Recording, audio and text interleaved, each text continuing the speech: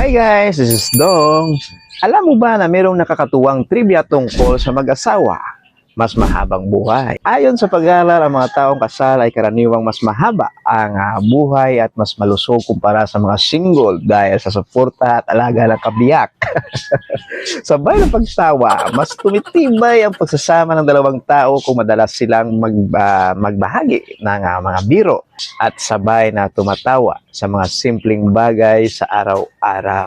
Ang golden rule sa pag-aaway. Sinasabi ng mga eksperto na ang pagresolba sa hindi pagkaintindihan bago matulog ay nakatulong upang hindi lumaki ang samaan ng loob.